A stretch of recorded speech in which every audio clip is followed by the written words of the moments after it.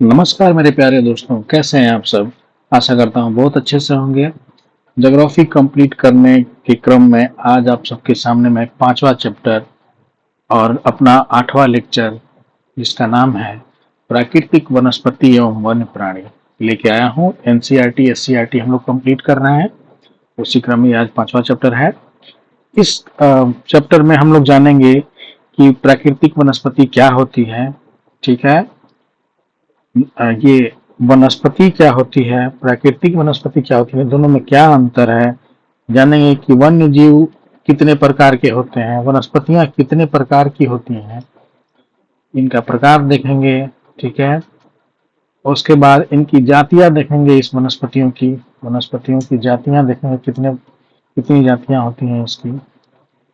और साथ ही इनको प्रभावित करने वाले क्या कारक हैं, कब सरकार ने इनको इन वन जीव क्या होते हैं, इनको बचाने का अधिनियम कब लाया गया, कौन सा एक्ट था। ठीक है।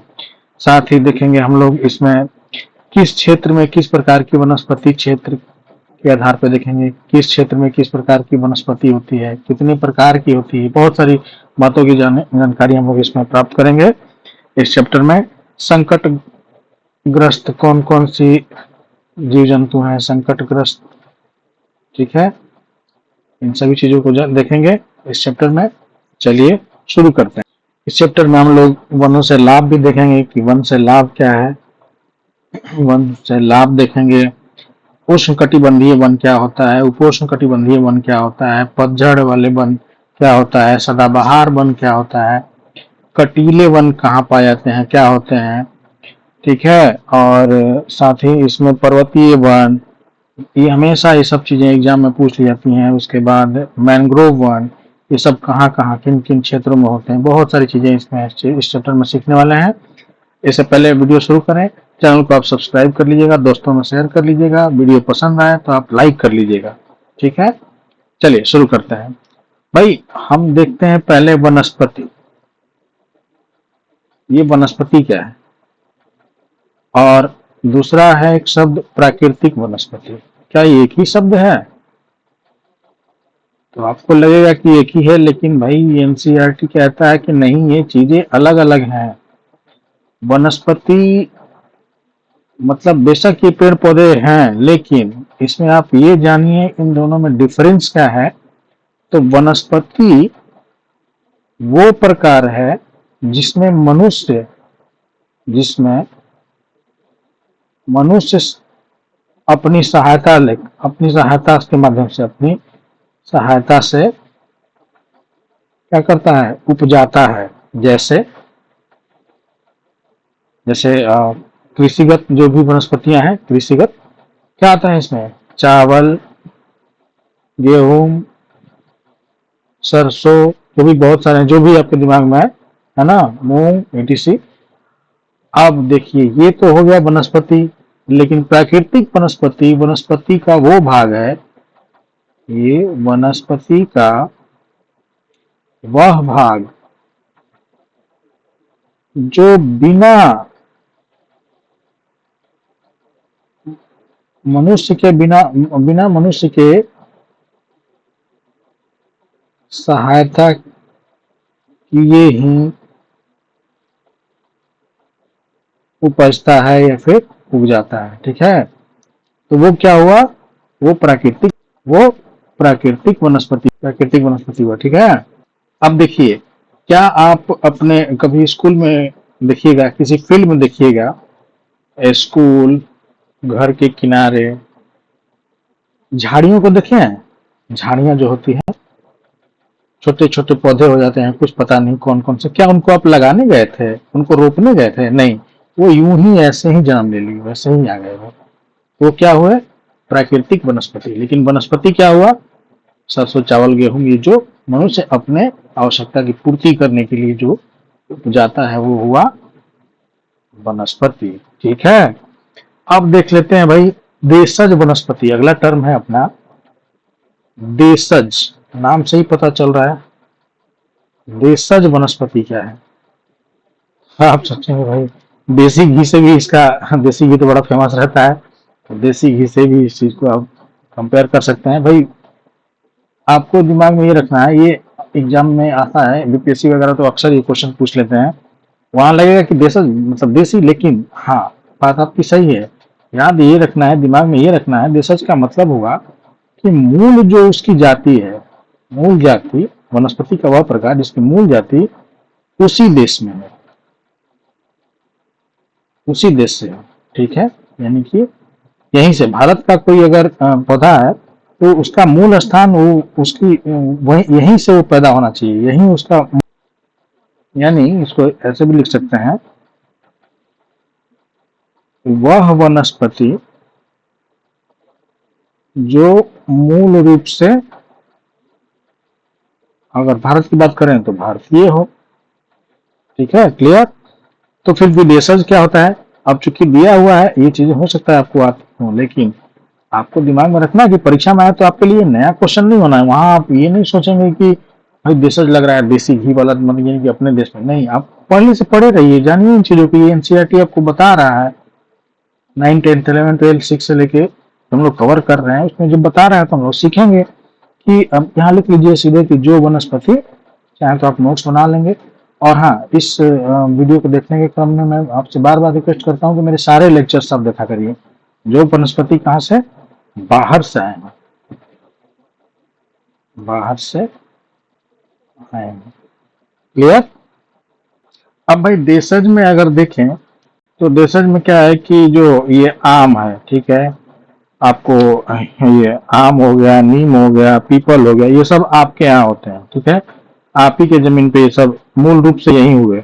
और विदेशज में क्या हुआ, तो विदेशज में आप देखेंगे तो भाई बहुत प्रकार के पौधे हुए, जैसे महोगनी, ये बाहर से आया हुआ पौधा है। ठीक है, चाय, कॉफी, ये सब अपने यहाँ नहीं होता था। चाय, कॉफी और केला, अंगूर, ये सब क्या हो गए, विदेशज हो गए। ठीक है, सिनकोना। तो आप समझ रहे होंगे कि क्या है देशज और क्या है विदेशज। ठीक है, आगे देखते हैं। अगला एक बहुत व्यापक और अच्छा टर्म है, इस एग्जाम में क्वेश्चन पूछा ही जाता है भाई। What is biome? इंग्लिश में भी इसको बायोम ही कहता है। बायोम क्या है? बायोम, तो भाई बायोम के बारे में आप लोग पहले जानते हैं तो खुद बताइए। ये भूमि पर स्थित बहुत बड़ा पारितंत्र होता है जिसमें विभिन्न प्रकार की वनस्पतियां और जीव जंतु निवास करते हैं। भूमि पर स्थित एक बहुत बड़ा पारितंत्र, आप नोट्स भी बनाते चलेंगे तो आपके लिए लाभ होगा, जिसमें विभिन्न प्रकार के जीव जंतु, वनस्पतियां एवं जीव जंतु निवास करते हैं। ठीक है, तो उसको क्या कहते हैं, बायोम। ठीक है, अब देखिए इस शब्द से आप परिचय ले लिए, परिचित हो गए आप इस शब्द से। पेज खत्म हो गया, नया पेज ले लेते हैं हम लोग। अब आगे, अब इन जो ये वनस्पति है, वनस्पति, प्राकृतिक वनस्पतियां जो है यहाँ पे, तो भाई इन वनस्पतियों का विभिन्न प्रकार के वनस्पतियों में विभिन्न प्रकार के जीवों का निवास होता है। जीव अलग होंगे ना, विभिन्न जीव, आप लिख लीजिए, यहाँ पर भी लिख लीजिए, विभिन्न प्राकृतिक वनस्पतियों में विभिन्न जीवों का निवास। यही ना हम लोग देखे कि भाई बायोम क्या है, इसी पे ये पूरा बेस्ड है, इसी पर आधारित है। तो भाई इसका कारक क्या है? जैसे अब मान लीजिए कि इसको समझाने के क्रम में अगर मैं आपसे ये कहूँ कि आपके घर के बगल में या स्कूल के बगल में जो झाड़ी लगी हुई है, क्या उस झाड़ी में अब हाथी रहेगा? है नहीं ना, ये भी झाड़ी एक वनस्पति है, तो क्या उस झाड़ी में हाथी रहेगा, ऊंट रहेगा? नहीं भाई, इनके लिए अलग प्रकार की वनस्पति चाहिए। इनके लिए ये हाथी को, ऊंट को रखने के लिए लंबे लंबे वृक्ष, घने जंगल होने चाहिए, तो वो अलग मैटर है। लेकिन झाड़ी वाले वनस्पति में तो भाई यहाँ क्या रहेगा, चूहा रहेगा, खरगोश रहेगा, सांप रह सकता है, तो वही इनके भाई ये मैं आपको बताना चाहता हूँ कि विभिन्न प्रकार की जो वनस्पतियां हैं उसके जीव उनके जीवों के रहने का क्या संबंध है, क्या क्या कारक है, किन कारकों पे वो डिपेंड करता है, किन कारकों का उसमें योगदान है, किन किन कारकों से ये प्रभावित होते हैं कि भाई कौन से वनस्पति में कौन प्रकार के जीव पाए जाते हैं। तो उनके कारक देख लेते हैं हम लोग। तो भाई वो भूभाग कैसा हो, ठीक है, भूभाग कैसा हो, ठीक है। उसके बाद वहां की मिट्टी कैसी है, वहां पे कारक जो है मान लीजिए कि मिट्टी पे भी आधारित रहेगा, कैसी मिट्टी है, वहां पे किस प्रकार की वनस्पति होगी, मिट्टी से भी हम लोग समझ सकते हैं, ठीक है। उसके बाद वहां टेम्परेचर कितना है, तापमान कितना है, ठीक है, तापमान, टेम्परेचर, तापमान कितना है, तापमान का भी प्रभाव पड़ेगा। सूर्य का प्रकाश वहां कितना पहुंचता है, सूर्य का प्रकाश कितना पहुंचता है, ठीक है।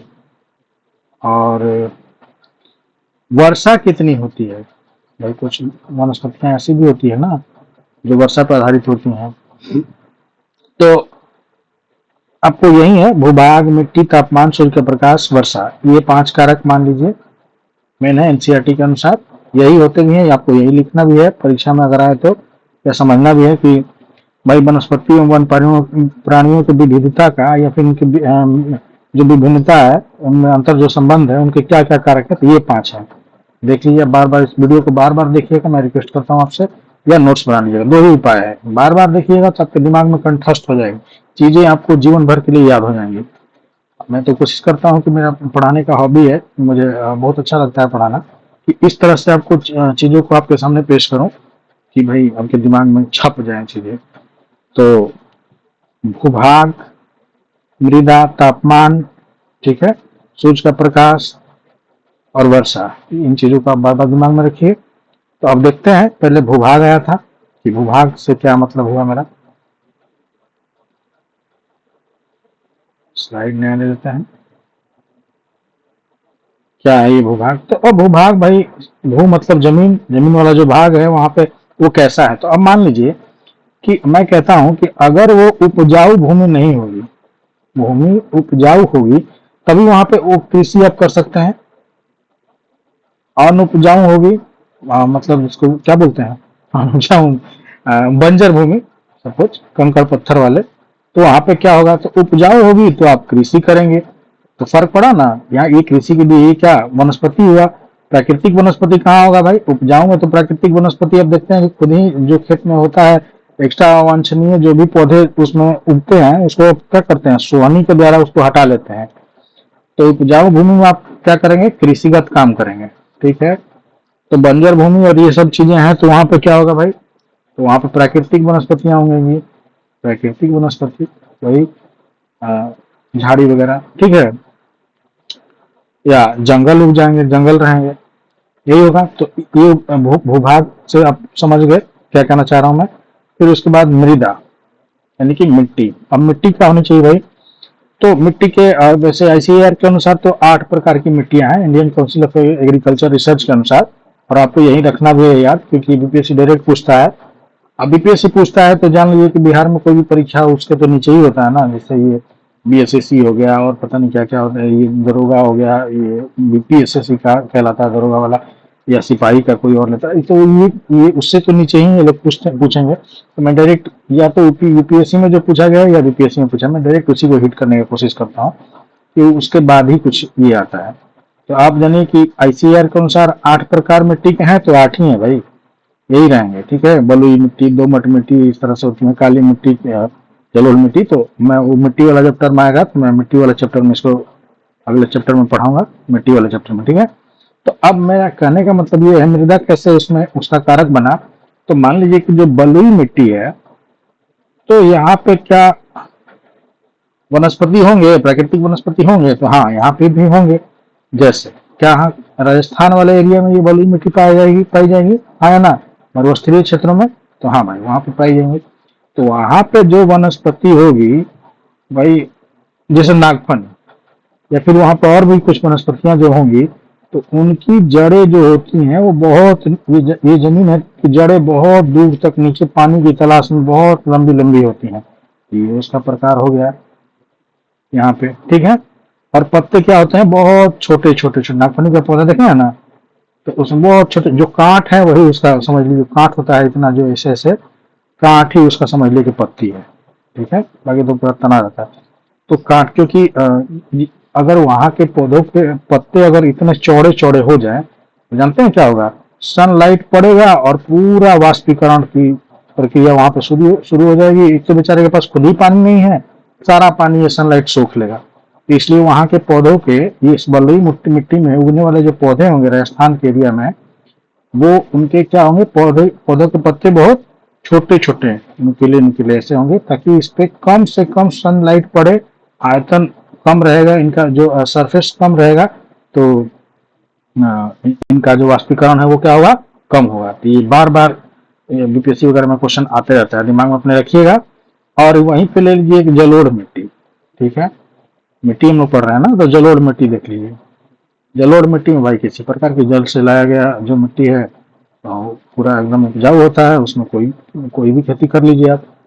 वहीं पे काली मिट्टी देख लीजिए, तो काली मिट्टी भाई पिछले लेक्चर में भी बताया था आपको, कपास के लिए फेमस है। तो समझ गए ना आप कि ये मिट्टी कैसे उसका कारक बना। तो मृदा भी हम लोग देख लिया। अगला क्या है भाई, तापमान। तो भाई तापमान की बात करते हैं तो आप यूं सोच लीजिए कि तापमान जब कहीं कहीं पे ज्यादा होगा कहीं पे कम होगा, तो भाई जिसे अल्पाइन वनस्पति है, अल्पाइन एनसीईआरटी में दिया हुआ है, ये पूछ सकता है। ये तापमान तो पूरी तरह से डिपेंड करता है, कहीं ज्यादा कहीं कम। अब देखो देखिए तापमान का मतलब मेरा ये हुआ कि कुछ वनस्पतियों के प्रकार ऐसे हैं जो ज्यादा टेम्परेचर रखिएगा, टेम्परेचर अगर ज्यादा रहेगा तो भाई मुरझा जाएंगे, खत्म हो जाएंगे। और कुछ वनस्पतियां होते हैं कि कितना भी टेम्परेचर रहे उनमें सहन शक्ति ज्यादा है तो रह पाएंगे, ठीक है। तो ये कम होगा तो भी दिक्कत, ज्यादा होगा तो भी दिक्कत। तो कौन सा कम कौन सा ज्यादा, ये वनस्पतियों के प्रकार में हम देख लेंगे, ठीक है। तो ये तापमान भी क्या बन गया, कारक बन गया। अगला क्या है भाई, सूर्य का प्रकाश। सूर्य का प्रकाश ये भी एक कारक बन गया, प्रकाश कैसे भाई ये भी देख लेते हैं। तो सूर्य का प्रकाश, जैसे आप मान लीजिए, कैसे समझाएं आपको, अ, मैं उत्तराखंड में गया था, लेंसडाउन में रहता था। तो वहां पे देखा मैंने कि बहुत बड़े बड़े, चूंकि उत्तराखंड जो है वो पहाड़ी एरिया है, ठीक है, इतने ऊंचे ऊंचे पहाड़ होते हैं उसमें वहां पे। तो उन पहाड़ी एरियाज में सनलाइट की संभावना बड़ी कम हो जाती है। सनलाइट पहुंचने की संभावना पहाड़ों से क्या होता है, जैसे ये सूरज है इधर, ठीक है। तो सूरज की रोशनी जैसे ही इधर पड़ रही है, इधर पड़ रही है, तो ये वाला जो क्षेत्र है यहाँ पे क्या पड़ेगी, नहीं, ये छाया के रूप में रहेगा। तो यहाँ के जो पौधे होंगे वो अब सनलाइट की खोज में बहुत लंबे लंबे हो जाते हैं, ऐसे ऐसे भाई इनको रोशनी चाहिए इनके पत्तों को, तो लंबे लंबे हो जाते हैं। समझ रहे हैं आप मैं क्या कहना चाह रहा हूँ। तो सूरज की प्रकाश की खोज में पौधे लंबे हो जाते हैं, और जिसको यहीं पे सनलाइट मिल गया तो वो उतना लंबा थोड़े होगा, लेकिन प्रकाश की खोज में बहुत लंबे लंबे हो जाते हैं, ठीक है। तो ये हो गया अपना सूर्य का प्रकाश। उसके बाद वर्षा, वर्षण कहते हैं या वर्षा, ठीक है। तो ये वर्षण कैसे भाई कारक हुआ, तो वर्षण कहने का मतलब हुआ कि जिन क्षेत्रों में कुछ वनस्पति ऐसे होंगे जिनको बहुत वर्षा की जरूरत पड़ती है, जैसे कि मान लीजिए चावल की ही खेती आप देख लीजिए। तो चावल में जो पानी की जरूरत है वो गेहूं की अपेक्षा क्या है, कम है। मतलब गेहूं में कम पानी की आवश्यकता है और चावल में ज्यादा की आवश्यकता है। तो वर्षा के ऋतु में ही चावल का बुआई अगर हम लोग देखें हैं कि करते हैं। गेहूं क्या है, रबी फसल है, ठीक है। और चावल क्या है, खरीफ फसल है। ये आपको बताएंगे या बताए भी होंगे पिछले पहले भी जो भी वीडियोस लेक्चर लिए हैं तो उसमें भी आपको बता दिए हैं। तो वर्षा के क्षेत्र में अब जैसे मान लीजिए कि अपना प्यारा प्यारा ये जो भारत है, इस भारत में जो मेघालय वाला ये एरिया है, यहाँ पे क्या होती है, मासिनराम वाले एरिया में खूब वर्षा होती है। मासिनराम में पूरे मेघालय में खूब वर्षा होती है ना इस वाले एरिया में, अब वो कई बार बताया है। तो भाई इन एरियाज में जब वर्षा होती है तो यहाँ के जो वन होंगे वो खूब घने हरे एकदम, और घने हरे, घने हरे। उसके बाद इनको सदाबहार, सदाबहार कई पत्तियां नहीं गिराएंगे, बहुत सारे ऐसे वनस्पति होंगे इसमें यहाँ पे, तो इस तरह के वनस्पति यहाँ पे पाए जाएंगे। ठीक है, तो यानी कि वर्षा का यहाँ पे ढेर सारा एकदम पूरा 400 सेंटीमीटर से ज्यादा की मात्रा में यहाँ पे वर्षा होती है। तो उस प्रकार के वनस्पति यहाँ पे ज्यादा होंगे जिनको वर्षा की पानी की आवश्यकता ज्यादा है। ठीक है, तो वर्षा भी हो गया हम लोग का। तो यही 5 कारक थे जिनको आपको दिमाग में रखना है और क्वेश्चन आए तो उसको सॉल्व करना है। ठीक है, क्वेश्चन स्टेटमेंट वाइज आए बीपीएससी, जिससे मोर देन 1 करता है, मोर देन 2 करता है, एल जो भी करे आप क्वेश्चन बना के निकाल लीजिए।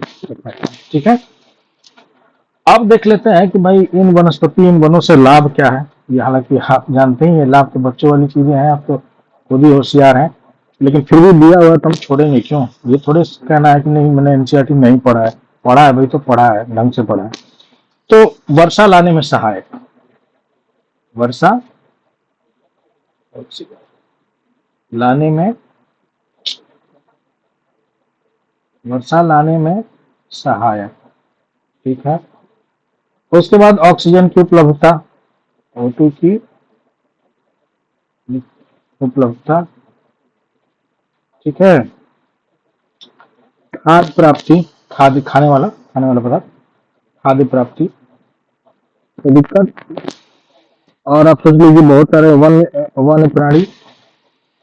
वन्य प्राणी के रहने का स्थान, वन्य प्राणी के रहने का स्थान भी होता है ये। ठीक है, वनस्पति का लाभ हमें पड़ रहा है। जलवायु सामान्य रखने में, जलवायु चैप्टर जाके खूब बढ़िया से देखिएगा, अच्छे से बताया मैंने जलवायु चैप्टर में। अब मैंने एक चीज छोड़ा है, मुझे याद आया, वीडियो जब मैं कंप्लीट कर लिया उसमें मैंने आपको बोला था कि भाई जब मैं खुद ही वो वीडियो एक बार देख रहा था तो अपलोड करने के बाद मैं देखता हूँ कि कहीं कुछ गड़बड़ होगा तो मैं ठीक ठाक करूँगा।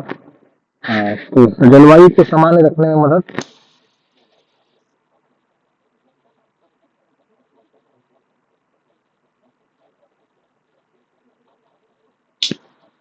उस वीडियो लेक्चर में मैंने ये क्या बोलते हैं महासागरीय धाराएं, ओशन करंट के बारे में आपको नहीं बताया था, जिसको मैं एक शॉर्ट्स के माध्यम से आपको वो उपलब्ध कराऊंगा। ठीक है, पूरा मैं कोशिश कर रहा हूँ उसमें, मैं काम कल कर रहा था, आधा काम किया है, आधा काम बाकी है, क्योंकि कुछ छूटना नहीं चाहिए। मेरा कोशिश होता है कि पूरा का पूरा आपको कंटेंट मिल जाए। तो ठीक है, तो ये लाभ हमने देख लिया। अब देखते हैं भाई इन वनस्पतियों के क्या प्रकार हैं, नया पेज के साथ देख लेते हैं इन वनस्पतियों के क्या क्या प्रकार हैं। तो आपको याद रखना है कि वनस्पति के 5 प्रकार होते हैं। कितने? 5 प्रकार। अब ये क्या है तो भाई आप जान लीजिए। सबसे पहले देख लेते हैं, मैंने आपको कल कटिबंध के बारे में बताया था, जलवायु वाला चैप्टर जाके आप लेक्चर को बिल्कुल एकदम बढ़िया से देखिएगा, ध्यान से चीजों को समझने का कोशिश करिएगा, बहुत सारी बातें कही हैं, सुनिएगा उसको। आप देखिए, उसमें पहला हो गया उष्ण कटिबंधीय, यहाँ पे लिख देता हूँ, उष्ण कटिबंधीय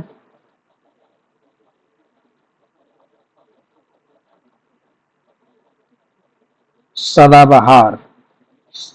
ये सदाबहार बार बार बोल रहा हूं मैं, आपको पता है सदाबहार क्या होता है? बताता हूँ अभी। सदाबहार वन, ठीक है, या वन या वनस्पति। फिर होता है उष्ण कटिबंधीय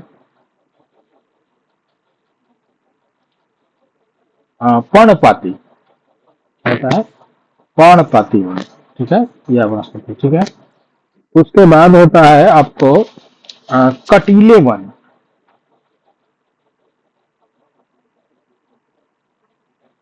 कटीले वनस्पति वन, ठीक है, या इसी को झाड़ियों के नाम से भी आता है। ऑप्शन में दे देगा कि वनस्पति कौन कौन से प्रकार हैं या नहीं है, तो आपको ये भाई संस्थाएं देती है ना आपको, ये एग्जाम में इसी तरह से जरूर रखना है, एनसीईआरटी का है ये सब। ठीक है, तो वहां लगा कि ये भी तो वो नहीं, ये भी तो है, अभी दे दिया जल गोभी, तो हमारे कहिएगा जल गोभी तो गलत हो जाएगा क्वेश्चन।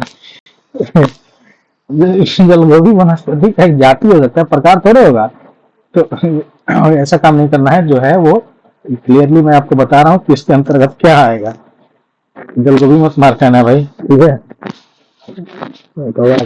हमसे पढ़े हो काम गड़बड़ करके। ठीक है, चलो कोई बात नहीं। कटीले वन, झाड़ियां, और अगला आता है आपको पर्वतीय वन। ठीक है, मैं याद भी कराऊंगा आपको कौन कौन सा इसमें उनके प्रकार हैं और उनमें कौन कौन सा बनाते हैं। ठीक है, फिर आता है लास्ट में भाई मैंग्रोव। इसके बारे में तो आप उम्मीद करता हूँ कि परिचित होंगे मैंग्रोव। ठीक है, एक दो तीन चार पाँच हो गए, दो तीन पाँच। ठीक है, चलिए आगे देखते हैं उष्णकटिबंधीय वन। तो भाई ये उष्णकटिबंधीय सदाबहार वाला अलग मैटर है, क्योंकि इसमें लगा हुआ है सदाबहार, और ये उष्णकटिबंधीय पर्णपाती वाला अलग मामला है, इसमें लगा है पर्णपाती। तो इन दोनों में डिफरेंस क्या है?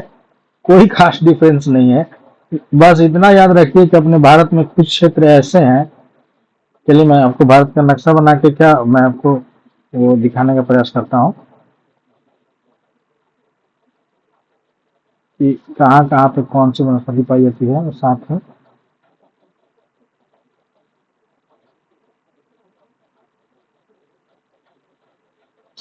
ये भी दिखा देता हूँ कि अ, इन दोनों में क्या अंतर होता है। तो देखिए भाई, एक है सदाबहार, नाम से ही पता चल रहा है सदाबहार नग में, और दूसरा है पर्णपाती।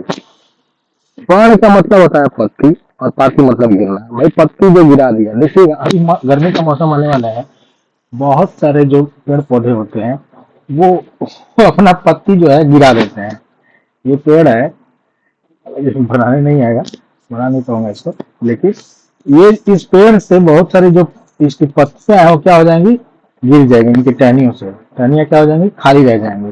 पत्तियां देखेंगे आप स्कूलों वगैरह में जाइएगा, अपने स्कूल में या फिर कॉलेज में, देखिएगा सब पत्ती नीचे गिरा हुआ है। गर्मी आते ही, गर्मी की शुरुआत अब शुरू हो जाएगा इनका, इनका भाई रोना धोना शुरू, सारे पत्ती गिरा के।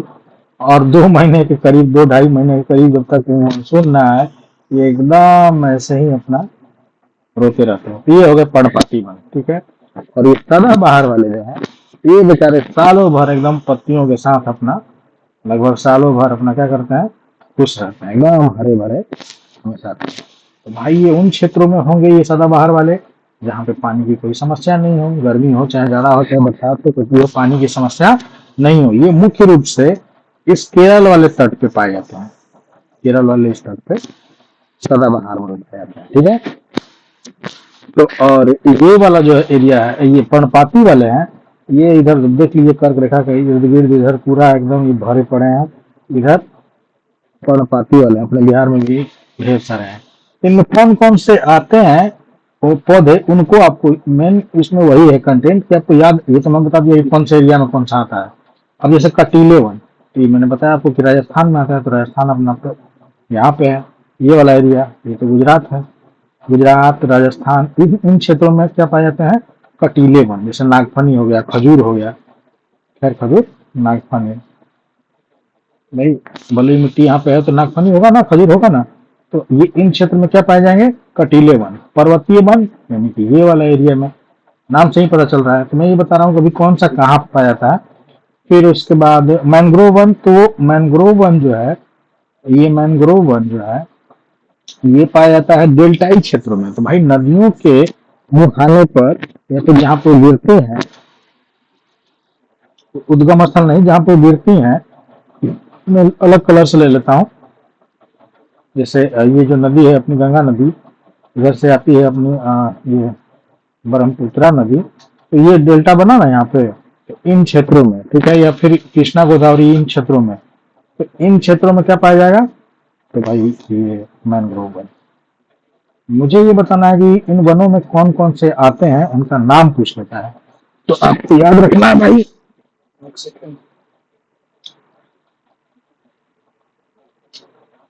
रात के 3 बजे, 3:30 बजे मैं आपका वीडियो बनाता हूँ। वीडियो पसंद आया तो लाइक करिएगा जरूर, चैनल सब्सक्राइब करिएगा। हालांकि मुझे पढ़ाना अच्छा लगता है, मैं अपने मजे के लिए पढ़ाता हूँ, मुझे बहुत अच्छा लगता है, मैं खुद भी अपडेट रहता हूँ, और मुझे लगता है कि मेरे पास जो जानकारी है बच्चों को हो जानी चाहिए। मेरा काम तो ठीक ठाक चल रहा है, ठीक ठाक है। तो आप लोग भी अपने जीवन में बहुत जल्दी सक्सेस पाइए और लाइफ को एंजॉय करिए। सीधी सी बात मैं यही कहूँगा, लाइफ को एंजॉय करिए।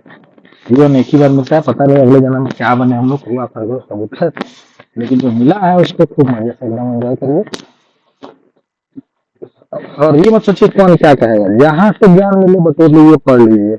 सबसे बड़ा है रोग क्या कहें ये लोग, आप इस बात को याद रखिएगा। कुछ नहीं, सक्सेस लीजिए और मजे करिए।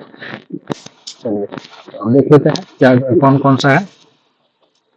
उष्ण कटिबंधीय सदाबहार वन, तो मैंने आपको मैं बताने वाला हूँ इसमें कि यहाँ पर अलग अलग ही मैं आपको एक अलग पेज में बताता हूँ। उष्ण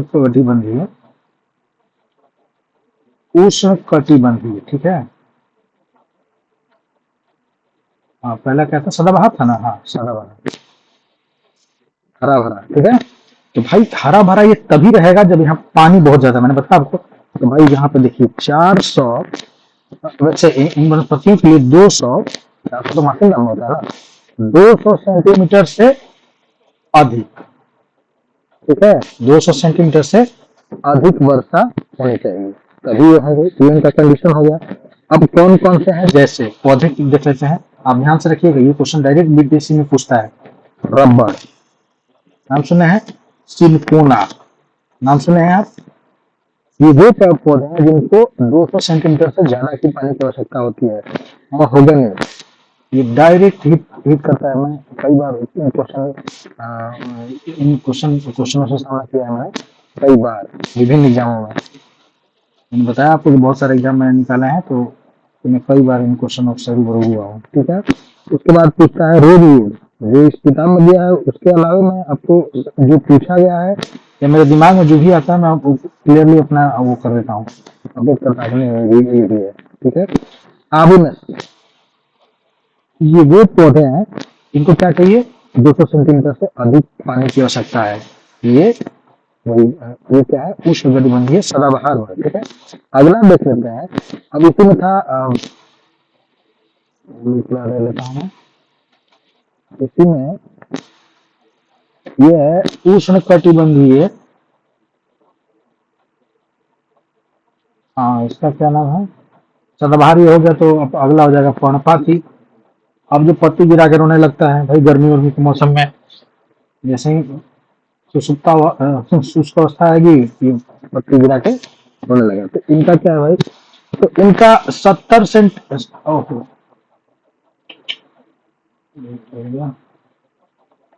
हाँ, इनका जो है वो 70 सेंटीमीटर से लेके 200 सेंटीमीटर के तक के रेंज में क्या होनी चाहिए, इन क्षेत्रों में वर्षा होनी चाहिए। मैंने आपको मैप में दिखाया ये कहाँ पे होते हैं, ये हम लोग उसी क्षेत्र में आते हैं, 70 से लेके 200 सेंटीमीटर के क्षेत्र में। अब भाई ये तो हो गया, लेकिन अब इसमें कौन कौन से पौधे आते हैं, क्वेश्चन तो वो आता है। तो वो क्वेश्चन रेलवे एनटीपीसी जो भी है सीजीएल हो गया, बिहार एसएससी, इनमें क्या पूछा जाएगा, तो जितने पौधे आपके अगल बगल दिखते हैं वो लगभग सारे पौधे मैंने इस तरह से किया था, वो सब पर्णपाती होते हैं। नीम, आम, जामुन, देखिएगा सब अपना पत्ता गिराता है। आम, जामुन, पीपल, ठीक है, ये सब जो भी दिखते हैं आपको, महुआ, सब आप लगा लीजिएगा कि क्या है, पत्ती गिरा के रोने लगते हैं। तो उष्ण कटिबंधीय क्या है, पर्णपाती। सही, उष्ण कटिबंध, बार बार मैं बोल रहा हूँ उष्ण कटिबंध के बारे में खूब बढ़िया बताया था आपको। क्या 0 डिग्री से लेके भारत के वीडियो लंबी हो जाएगा, फिर आपको वीडियो आपको देख लीजिएगा, जैसे बताएंगे। चलो वीडियो लंबी होगा तो थोड़ा देख लीजिएगा। उष्ण कटिबंधीय, कटिबंध बताया था ना, तो उष्ण भारत का जो कुछ भाग है वो क्या है, उष्ण कटिबंध में है, और कुछ भाग कहाँ है, उपोष्ण कटिबंध में है। इसलिए हमारा क्या है, मौसम जलवायु कैसा है, तो मानसूनी है, उष्ण और उपोष्ण दोनों है। क्योंकि 23 डिग्री जो कर्क रेखा है, यहाँ से 23 इसके ऊपर का भाग हो जाता है उपोष्ण कटिबंध। उष्ण मतलब उष्ण, उष्ण चाउर है ना, और ये क्या हो गया, उष्ण कटिबंध। उष्ण चाउर आप खाए होंगे, गरम गरम जो फुला के बनाया जाता है। तो भाई उष्ण चाउर यानी कि ढेर सारा गर्म है, 9 डिग्री से लेकर ऊपर बहुत सनलाइट पड़ता है, तो क्या होता है, इधर बहुत ज्यादा गर्मी रहता है। इससे थोड़ा कम तो उसको उपोष्ण कहते हैं। उसके बाद शीतोष्ण का समशीतोष्ण आता है, फिर शीतोष्ण आता है, 0 डिग्री पे एकदम शीतोष्ण हो जाइए, ठीक है। तो इधर बहुत ज्यादा ठंड रहती है, उसी के आधार पर ये कटिबंध बनाए गए हैं, तो दिमाग में रखिएगा। आप समझ गए। अगला हम लोग देख लेते हैं क्या है, कटीले वन। ये तो आप समझदार हैं, खुद ही जानते हैं, कई बार बोल रहा हूँ। कटीले वन कहाँ पे, तो कटीले वन में क्या ही पानी की क्या ही मात्रा होगी, आप खुद ही समझ लीजिए। कि 70 सेंटीमीटर से कम, यानी कि 10 से लेकर 70 सेंटीमीटर तक की वर्षा होती है। और भाई ये तो अपने प्यारे भारत में एक राजस्थान वाला ही एरिया है और कुछ गुजरात वाला एरिया, इस एरिया में पानी, और लद्दाख वाला ये जो एरिया है, पानी क्या होता है, कम होता है। ठीक है। तो यहाँ पे कौन कौन सी वनस्पति मिलेगी, तो नागफनी आप याद रख लीजिए, यही पूछता है जनरली। क्या है इसका? नागफनी, ठीक है। चलिए, नागफनी हो गया। खजूर भी लिख सकते हैं आप, खजूर, ठीक है। खैर भी लिख सकते हैं, खैर। इसी में झाड़ियाँ लिख सकते हैं, बहुत सारी चीजें हैं। अब अपना दिमाग लगा लीजिएगा, जो भी आप देखने वाला एग्जाम में कभी कभी सेट करता है, तो सब आप क्वेश्चन को सॉल्व कर लीजिएगा। कॉन्सेप्ट आपको आ गया तो आप समझ जाइएगा, ठीक है। अगला देखते हैं। पर्वतीय वन, इससे बड़ा क्वेश्चन आता है, मैंने कई बार इसको फेस किया है। भाई पर्वतीय वन मैंने आपको जैसा बताया कि इस एरिया में पाए जाएंगे ऐसे पर्वतीय वन, ऊंचे ऊंचे स्थानों पर, ऊंची चोटियों पर। तो भाई ऊंचे स्थानों पे इसको याद रखने में अपना तरीका बताता हूँ, मैंने कैसे याद रखा था कि देवी देवता को जानते हैं ना, ये मुख्य रूप से पहाड़ों में ही ज्यादा मिलते हैं।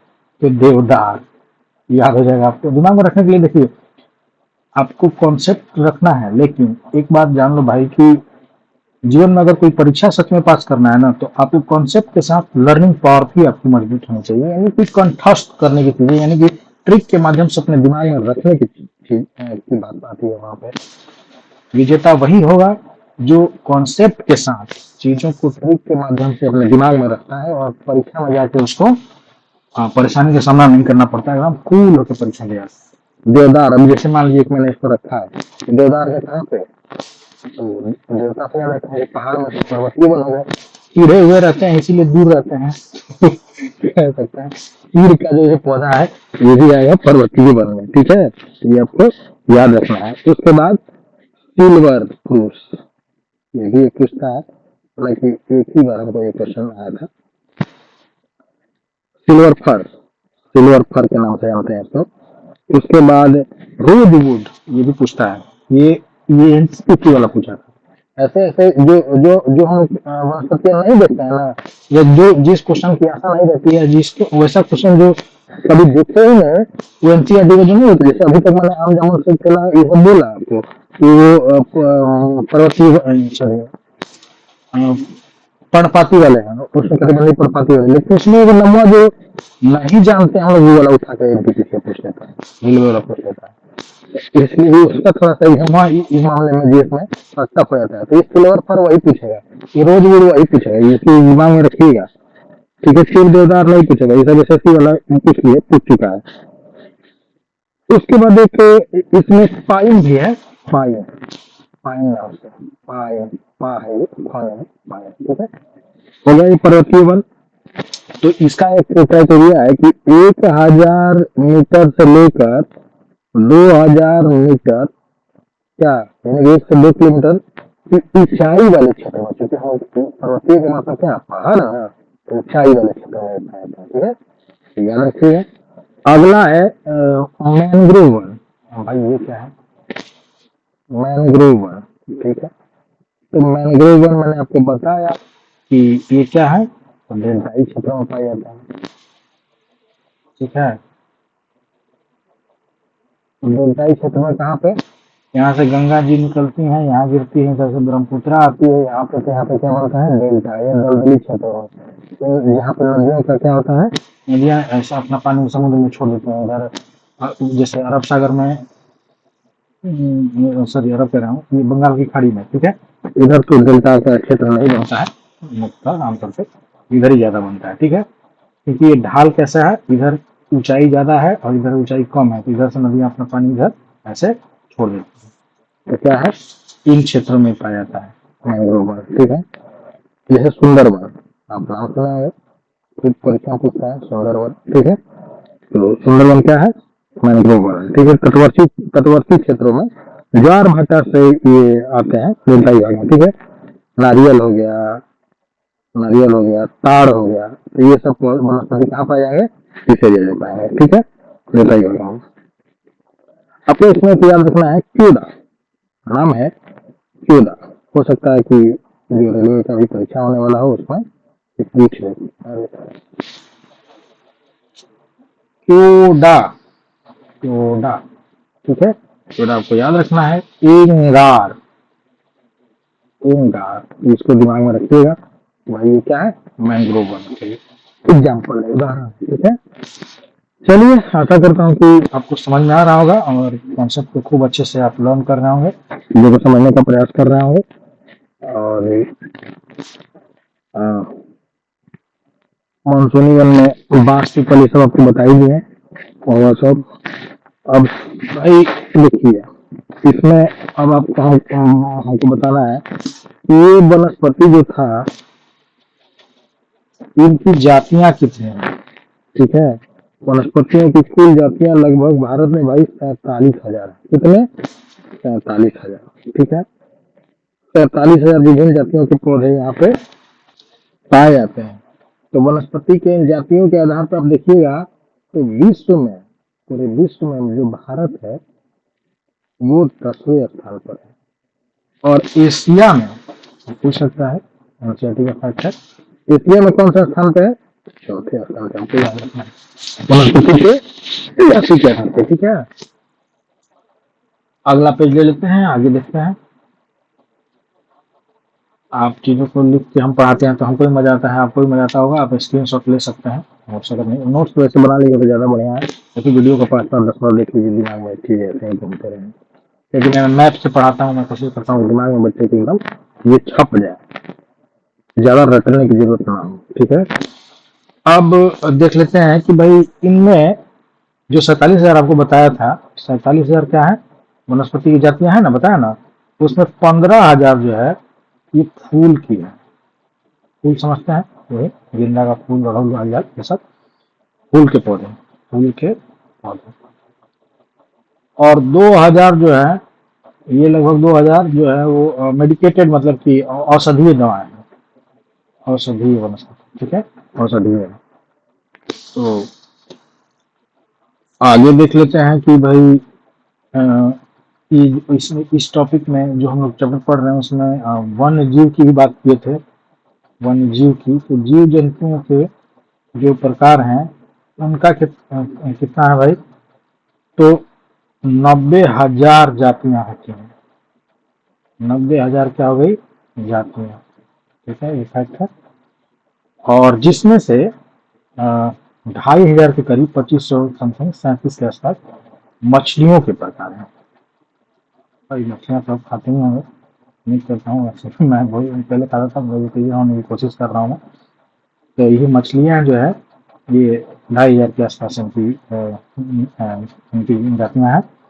और 2,000 से अधिक, 2,000, मोर देन 2,000 से अधिक पक्षी हैं, पक्षियों की जातियाँ, ठीक है, ठीक है। ये आप इंफॉर्मेशन है, आप अपने दिमाग में रखिएगा, क्वेश्चन को सॉल्व करने में आपको मदद मिलेगी। अब भाई ये जीव जंतु जो है वनों से लाभ हमने देख लिया, तो वनों से लाभ देख लिया, तो वनों से वनों को आप काट देते हैं अपने घर वगैरह बनाने के लिए, वनों की जो कटाई करते हैं आप, वो क्या रोल अदा करता है, उससे क्या इस पर इफेक्ट पड़ता है, आप देख लीजिए। ये भी एक समझ सोचने वाली बात है कि वन इतने कम होने चाहिए, कम होते चले गए हैं कि यूनाइटेड नेशन की एक संस्था ने बोला है कि भाई पृथ्वी पर 33% वन का स्थान होना चाहिए। कितने प्रतिशत? 33%। लेकिन जानते हैं, आपको पता है कि बिहार का भारत में 24% के आसपास है वन, ठीक है, वन क्षेत्र। पृथ्वी के क्षेत्र पर 33% का वो होना, किसी भी क्षेत्र में 33% वन होना चाहिए भाई। अगर मानव जी वहां पे जीवन चाहिए तो 33% वन होना चाहिए उस एरिया का।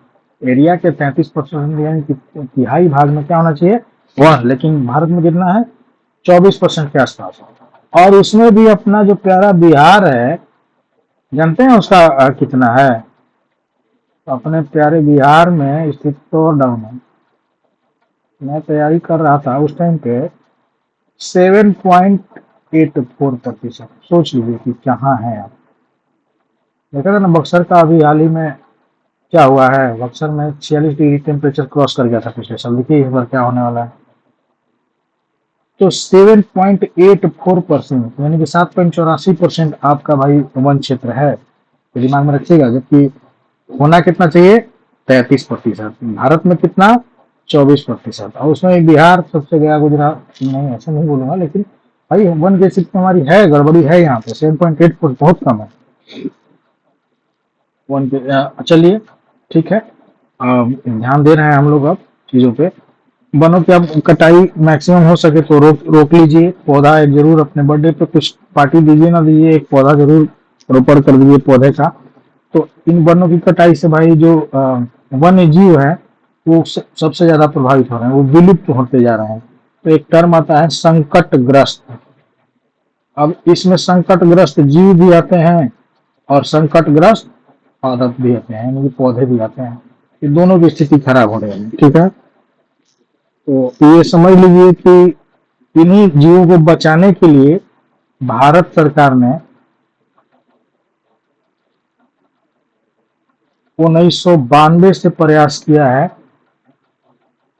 अधिनियम लाके 1992 से प्रयास किया है कि इन जीवों को, संकटग्रस्त जीवों का बचाव के लिए।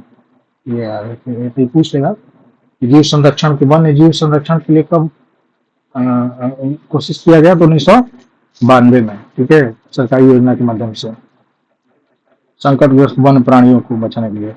अब उसमें जैसे कि जीव मंडल की उनकी तैयारी की गई, 18 जीव मंडल दिया हुआ, 18 जीव मंडल। तो भाई जीव मंडल में बायोस्फीयर जिसको कहते हैं इंग्लिश में, तो वैसे तो देख लीजिए, मैं कुछ बताता हूँ। जैसे कि सुंदरवन हो गया, फिर उसके बाद नीलगिरी हो गया, तो ये सब जो है जीव मंडल है। इस तरह से ग्रेट निकोबार हो गया, और वो जैसे एक टाइगर रिजर्व बनाया गया था, ठीक है, टाइगर रिजर्व।